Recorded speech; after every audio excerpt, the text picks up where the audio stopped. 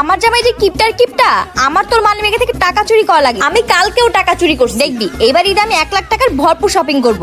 আমি এক্ষুনি আব্বুর কাছে বিচার দেব। আরে দাঁড়া কি কবি তোর আব্বারে? বলবো যে তুমি আব্বুর মানিব্যাগ থেকে টাকা চুরি করো। না বাবা প্লিজ তুই কইস না। আচ্ছা বলবো না, কিন্তু আমি কোনো কাজ ফ্রিতে করি না, আমাকে টাকা দিতে হবে। এই নে বাবা নে, এটা নিয়ে তুই খুশি থাক। আব্বু আম্মুর একটা সিক্রেট জানতে পারছি, হ্যাঁ বল বল বল। কিন্তু আমি কোনো কাজ ফ্রিতে করে দিতে পারবো না, টাকা লাগবে। ধ্যাৎ, আমার পোলাটা আমার মতো হয়েছে।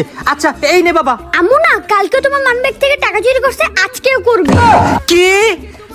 আমি একটা জিনিস জানতে পারছি। কি জানতে পারছো? তুমি আমার মানিব্যাগ থেকে টাকা চুরি করো। এই কথা তোমাকে কে বললো? তোমার একমাত্র ছেলের জীবন। কি বলো?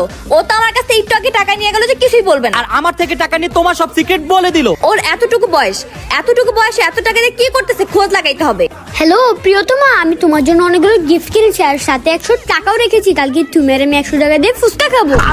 কি তুই ফুসকা খাবি?